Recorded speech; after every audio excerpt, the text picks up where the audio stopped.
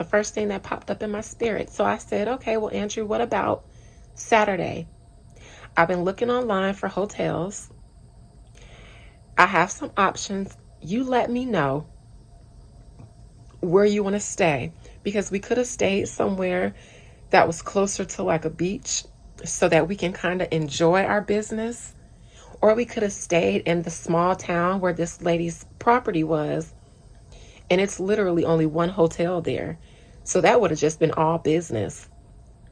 I didn't mind either way. I actually wanted to do all business because I needed to knock out some tasks while I had them there. Natasha just wanted to hang out. So I needed him, since he was going to pay for all of these. I needed to do the research so I can send him the options and let him know so that we can book, or at least start reserving these things. Monday, Saturday. I'm a planner. He said on Monday, let's play it by ear. I knew then that he was going to flake on me. But I'm flexible. I'm a team player. Okay, I'll touch bases with you on Wednesday. He said, okay. We had a great conversation. Wednesday comes around. Hey guys, Andrew, just following up with you about the hotel, the reservations for Saturday. Please let me know so that I can go ahead and start booking things. You know, the hotel doesn't even ask for you to pay up front. You can pay the day of. And, you know, I even said, even though I didn't mean this, I said, if you can't make it, let me know. I'll go by myself. I'll take a video of the property and just send it to you. When I said that, that was me trying to be flexible. But after I sent it, I thought, I'm not going to waste 2 hours to go see a piece of property without my developer. I need Andrew there. I can send him a video, but I don't want to waste my money going on a trip just to send him a video. We can just pull the information off the property appraiser's website if that's the case. But the whole purpose was, we're out of town.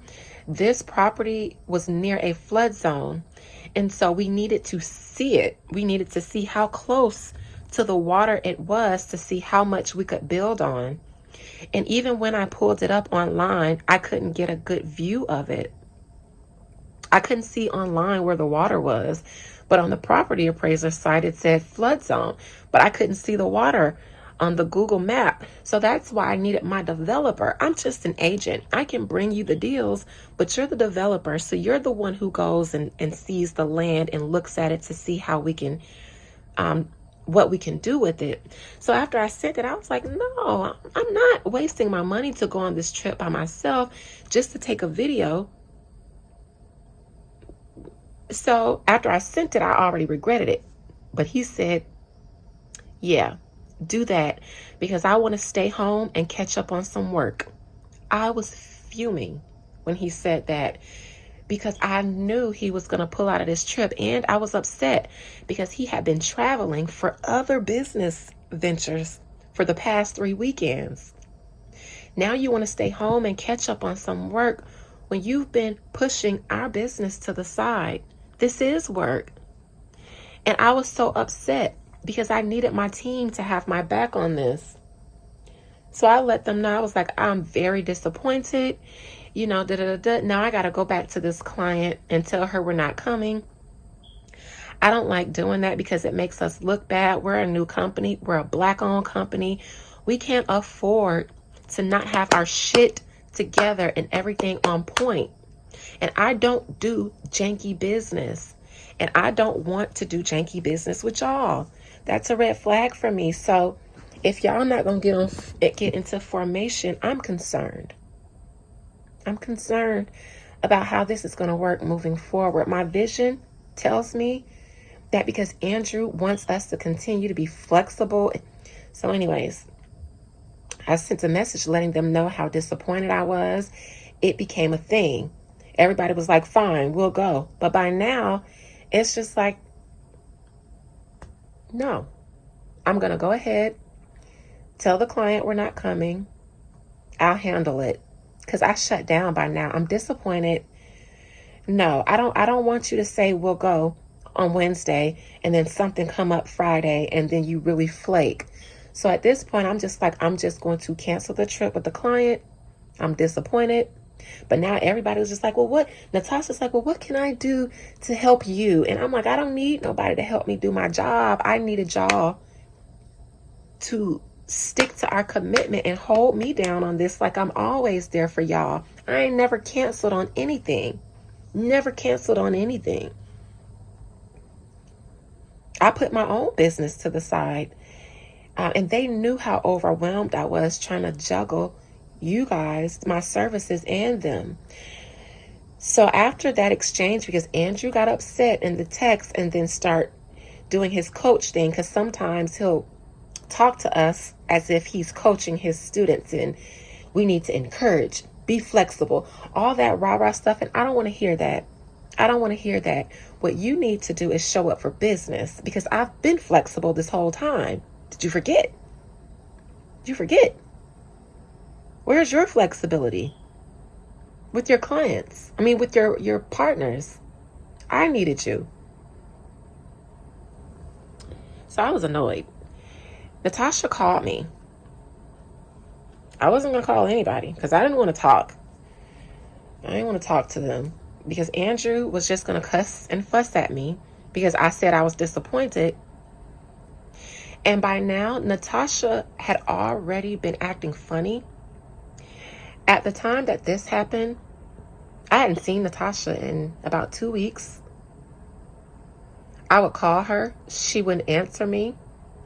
And when I finally did talk to her and ask her what had been going on, because even my family, they were noticing, like, I ain't been hearing you talk to Natasha. I ain't been seeing y'all together. What's going on? And I was like, I don't know. She just changed on me. Around the time where she closed our first deal, because I shared that as a short, we went out and celebrated. Some of you guys were congratulating us. That after that happened, y'all, Natasha stopped calling me. I would call her. She wouldn't answer.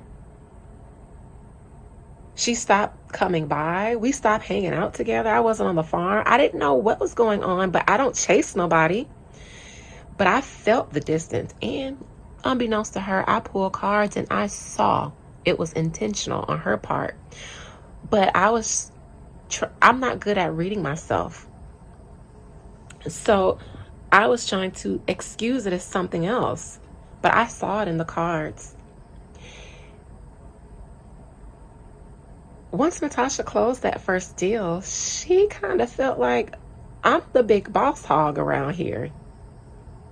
I'm the big boss hog. I just made us our first piece of money.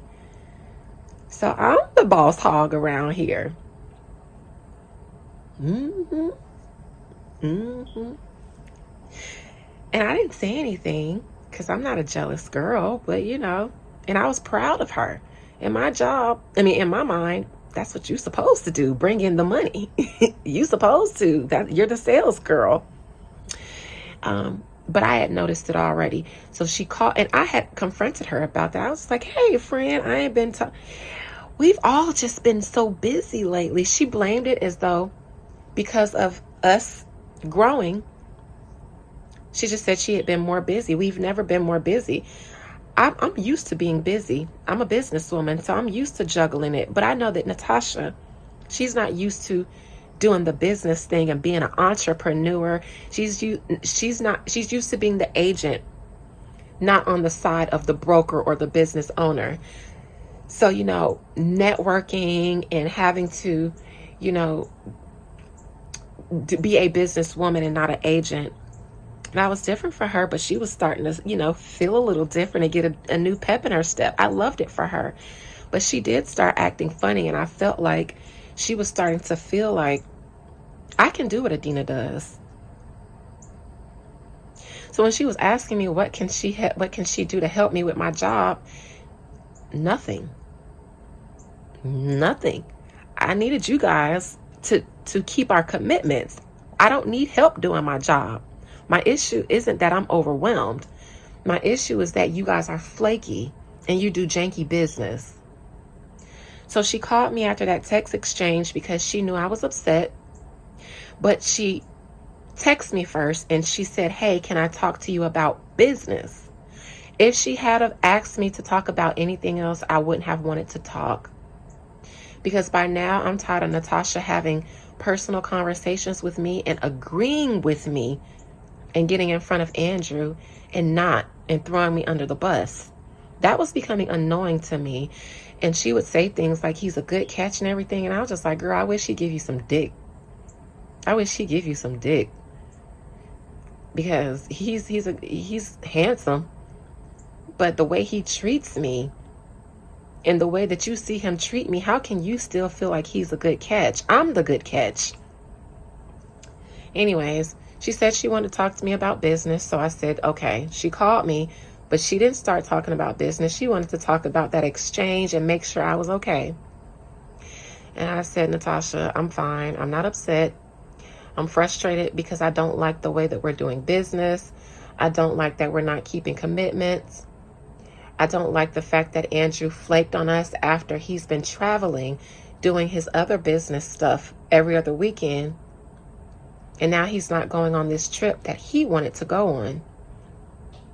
She agreed. We talked for 3 hours.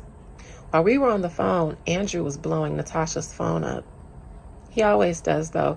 Anytime I communicate a displeasure or something that I'm concerned with, he goes behind my back, he calls Natasha, and then he'll ask to have a group meeting. When we get into the group meeting, I get jumped on by Andrew. Natasha remains quiet. I get my feelings hurt. Natasha will call me afterwards to help me heal from Andrew's abuse, his verbal abuse. Rinse, wash, repeat. So I'm over it. Natasha wants to talk about how I feel and all this other stuff. And I'm like, girl, I don't feel nothing. And she's like, Andrew's calling me right now, but I can't. He's just too in his feelings. I'm too overwhelmed. I was like, girl, answer your partner. All he want to do is talk shit about me. Go ahead, let him vent, get it out. Rinse, wash, repeat. I can hear, her texting on her phone. I figured she was texting him, but that's her business partner too. And by now, I know what's going on. He's mad at me. He calls Natasha. He doesn't call me and talk to me about what he's angry with me about like adults do. He goes to Natasha because she is going to sweet talk him and tell him everything he wants to hear. And she's also going to do the same to me. Now, I didn't know it was to this extent. So anyways, I'm on the phone with Natasha for 3 hours. 3 hours talking to my friend. Anytime we have these back and forth and Andrew accuses me of being negative, of being something, I go to Natasha in tears like, friend, check me. If this is me being this way, let me know so I can change myself and apologize and humble myself. Natasha never, not once, agreed. She'll always sympathize with me. She'll always empathize with me. She will always agree with my concerns because Natasha is a real estate agent too. So she knows how the business works. Andrew isn't an agent. So she knows. And Natasha has shared the same frustrations with having to beg him for proposals. I've even told Natasha, because she would come to me frustrated because she hasn't gotten a proposal. And I would tell her, you got to stay on top of Andrew. And she'd be like, well, I did. I messaged him. No, call him. We can't wait on him. That's what I do. But Natasha sees how that works out for me. She sees how Andrew will turn into a monster with me if you stay on top of him. She won't do it. She don't want Andrew to not like her. She wants that dick.